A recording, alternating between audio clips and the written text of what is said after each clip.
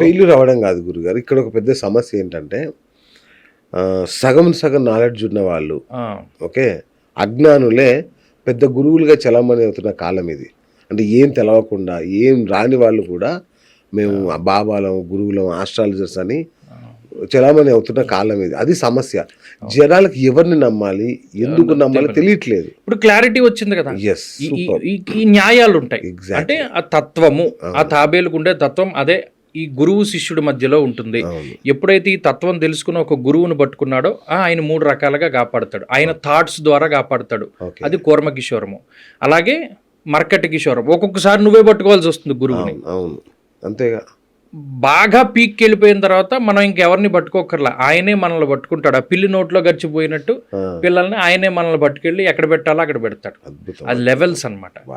అది అక్కడ వచ్చింది తాబేలు. ఇప్పుడు సాయిబాబా గుళ్ళో ఎవరు వెళ్ళినా తాబేలు చూస్తే ఈ మాట గుర్తు రావాలి. అంతేగా.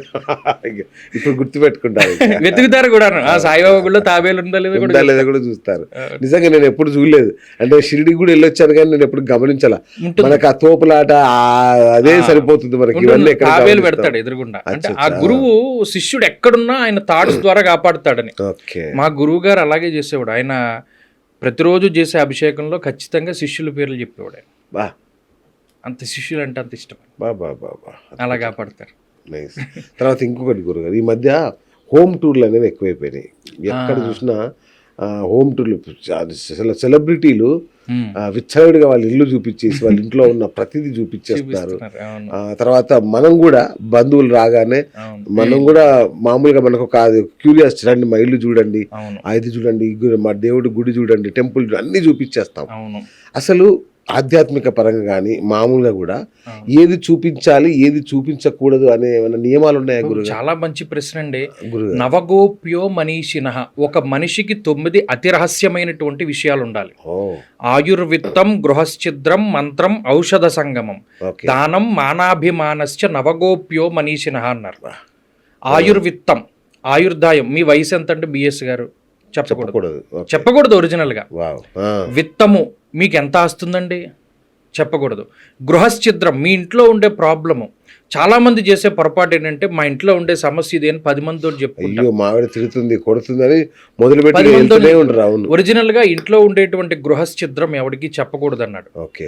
దానిలో వీటన్నిటికీ కారణాలు కూడా నేను చెప్తాను. గృహశ్చిద్రం, మంత్రం, మనం ఏ మంత్రం ఉపాసన చేస్తున్నాము, మనం ఏ దేవుడిని ఆరాధన చేస్తున్నాము అనేటువంటి విషయాన్ని అసలు చెప్పకూడదు అన్నాడు. చాలా మంది ఏం చేస్తారు, నేనండి పలానా ఇది మంత్రం చేస్తున్నా. ఈ మధ్యన గొప్ప విచిత్రం ఏంటంటే ఈ ఉపాసకులు ఆ ఉపాసకులను పెట్టుకుంటున్నారు బోర్డు. అవును.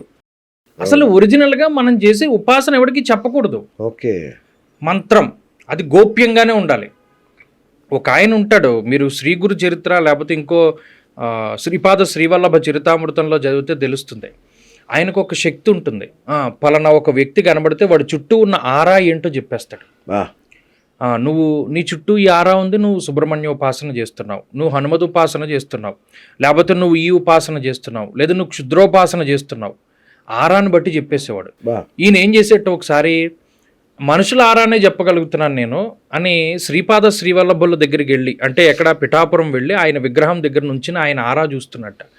కొన్ని కోట్ల సూర్యుళ్ళు ఒకేసారి మండితే ఎంత తేజస్సు వస్తుందో అంత తేజస్సు వచ్చిందట. ఆయన ఆరా కనుక్కోలేకపోయాడు. మనం అనుకుంటాం విగ్రహం కదా ఇదే ఉంది అని. దాని చుట్టూ ఉండే శక్తి చాలా గొప్పది. ఒక మంత్రం మనం చేస్తున్నామంటే మంత్రము, యంత్రము, తంత్రము 3 ఉంటాయి. యంత్రం ఉంటుంది, ఒక విగ్రహం ప్రతిష్టం చేయడానికి కింద యంత్రం. మీరు గమనించండి, వరల్డ్ ఎంత లాజిక్గా పనిచేస్తుంది అంటే ప్రతిదీ ఫ్రీక్వెన్సీ ఓరియంటెడ్గానే పనిచేస్తుంది. మనం ఆఖరికి ఏదైనా పూజ చేసేటప్పుడు కలశాలు పెట్టుకుంటాం కదా, ఆ కలశంలో టోపీ పెట్టి దాంట్లో నీళ్లు పోసి పైన కొబ్బరికాయ పెట్టి కలశం పెడతాం. ఈ పక్కన కూర్చున్నవాడు మంత్రం చదువుతాడు. వీడిలో ఉన్నటువంటి ఆ ఫ్రీక్వెన్సీ ఆ పైన ఉన్నటువంటి పైన ఫ్రీక్వెన్సీ తిరుగుతూ ఉంటుంది మన చుట్టూ. ఏ గ్రహానికి మంత్రం చెప్తున్నాడో ఆ గ్రహం మంత్రంతో అది కనెక్ట్ అవుతుంది. దాన్ని వీడు యంత్రంలోకి ఆరాధన చేస్తున్నాడు, ఆ కలశంలోకి ఆరాధన చేస్తున్నాడు. అంటే ఈ శక్తి ఆ శక్తిని పిలుచుకొస్తుంది కిందకి. వీడు ఆరాధన చేసిన ప్రాంతం అంతా కూడా ఆ శక్తి వ్యాపించి ఉంటుంది. దాంట్లో నవధాన్యాలు పెడతాడు, ఆ గ్రహానికి సంబంధించినవన్నీ పెడతాడు, వ్యాపించు. ఇది అయిపోయిన తర్వాత వీడు వెళ్ళి హోమం చేస్తాడు. దాని నుండి శక్తి వీడికి వస్తుంది. అక్కడంతా శక్తి కేంద్రంగా పనిచేస్తుంది. గుడి కూడా చూడండి, పైన కలశం ఉంటుంది. వీడు లోపల గర్భగుడిలో ఏ దేవతామూర్తిని అయితే పెట్టుకున్నాడో ఆ మూర్తి శక్తి నిరంతరం ఆ కలశంతో ఈ విగ్రహం కింద ఉన్నటువంటి శక్తితోటి కనెక్ట్ అయి ఉంటుంది. కింద రాగిరేకులు పెడతారు. మన సిమ్ కార్డు ఎంత ఉంది, దానికన్నా పెద్ద సైజు ఉంటాయి రాగిరేకులు. మరి సిమ్ కార్డుకే అంత నెట్వర్క్ ఉంటే రాగిరేకు అంత విశాలంగా అంత పొడుగ్గా ఉన్న దానికి ఎంత పవర్ ఉండాలి. ఆ పైన శిఖరం రాగి, ఆ రాగి నుండి ఈ మూల విరాట్కి శక్తి వస్తుంది. వచ్చిన శక్తి ఈ బ్రాహ్మడు సేమ్ అదే ఫ్రీక్వెన్సీతో మంత్రాలు చదివి ఈ లోపల నుండి పట్టుకెళ్తాడు. వీడు వాడే తీర్థము, ప్రసాదము, లేదా వీడి బాడీ ద్వారా శటగోపము అనేటువంటిది కూడా ఒక ఎనర్జీ ట్రాన్స్ఫరింగ్ మిషనే. వీడు తీసుకెళ్ళి నెత్తిమీ పెడతాడు, బ్రహ్మరంధ్రం మీద పెడతాడు ఇలాగా గుడికి వెళ్ళినప్పుడు. మీకు అందుకనే ఇదంతా కూడా అలా గుడంతా ట్రాన్స్మిట్ అవుతుందా. మొత్తం అంతా వెళ్ళిన తర్వాత అక్కడ ధ్వజస్తంభం ఉంటుంది. అది ఒక టవర్ అనమాట. అంటే ఈ లోపల నుండి వచ్చిన శక్తి అంతా మళ్ళా ధ్వజస్తంభం దగ్గర నుండి స్ప్రెడ్ అవుతుంది. ధ్వజస్తంభం దగ్గర గాలిగోపురం ఉంటుంది, అక్కడ కూడా రాగి ఉంటాయి. ఈ శక్తి ఇక్కడ నుండి మొత్తం ఊరంతా ట్రాన్స్మిట్ చేస్తుంది. అది ఎంత పవర్ఫుల్ కేంద్రాలు గుళ్ళు అన్నవి. ఆ మంత్రాన్ని పట్టుకున్నవాడు, ఆ దేవతను ఉపాసన చేసిన వాడు, వాడి చుట్టూ ఈ ఆరా అంతా పనిచేస్తూ ఉంటుంది. మనం అనుకుంటాం మన తిన్న తిండి ఎక్కడికి వెళ్ళిపోయింది. మీరు వాళ్ళ పొద్దున టిఫిన్ చేశారు, పూరి తిన్నారు, ఆ పూరి రేపు పొద్దునకి బయటికి వెళ్ళిపోయిందని మీరు అనుకుంటారు. వెళ్ళదు. ఆ పూరి అన్నది ఒక 7 రోజుల తర్వాత రసం కింద మారుతుంది. దీంట్లో ఉన్న శక్తిని పూర్తిగా లాగి రసం కింద మారుతుంది. ఆ రసం ఇంకో 7 రోజులకి రుధిరం అవుతుంది, అంటే రక్తం అవుతుంది. అది ఇంకొక 7 రోజులకి మాంసం కింద మారుతుంది. అది ఇంకొక 7 రోజులకి మేధస్సు కింద మారుతుంది.